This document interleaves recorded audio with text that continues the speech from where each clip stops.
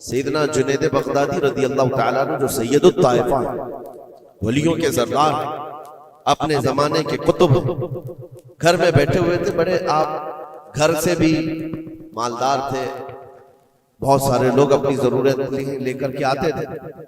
دوپہر کا وقت تھا, ایک مانگنے والا آپ کے دروازے پر آیا.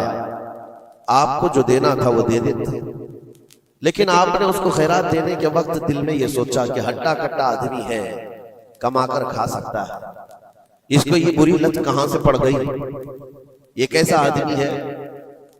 بہرحال اس کو جو خیرات دینی تھی دے دیا, وہ بندہ چلا گیا, خیرات لے کر چلا گیا.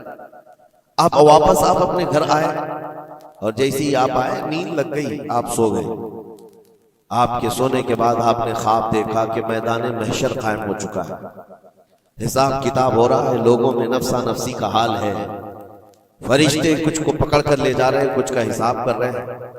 اور جب حضرت جنید بغدادی کا نمبر آیا تو دو فرشتے بہت بڑی تھال لے کر کے آئے جس میں کچا گوشت تھا اور خون ٹپک رہا تھا. جنید بغدادی سے کہا گیا کہ یہ لو, اس کو کھاؤ. تو حضرت جنید بغدادی نے کہا کہ کیا مجھے نہیں جانتے, میں جنید ہوں, میں نے ایسا کون سا گناہ کیا کہ مجھے اس کی سزا یہ دی جا رہی ہے. فرشتوں نے کہا اے جنید, کیا اپنے مومن بھائی کے بارے میں آج دن میں آپ نے برا گمان نہیں کیا؟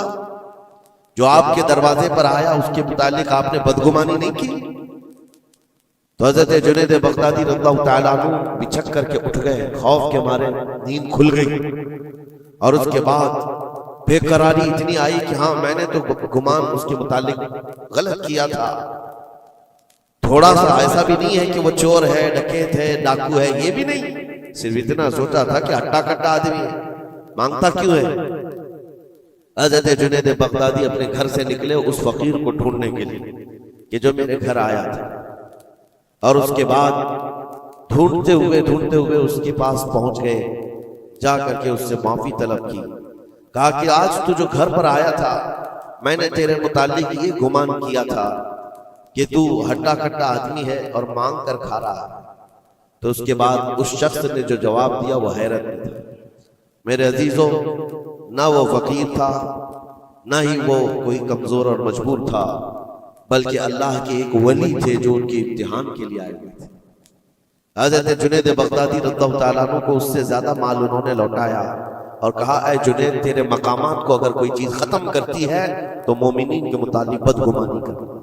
اگر تو آج یہاں نہ آتا تو تیرے مقامات روک دیے جاتے, آگے تم نہ معرفت و طریقت کے راستے پر بڑھ سکتے, کیونکہ یہ مرض ہے, یہ بیماری ہے.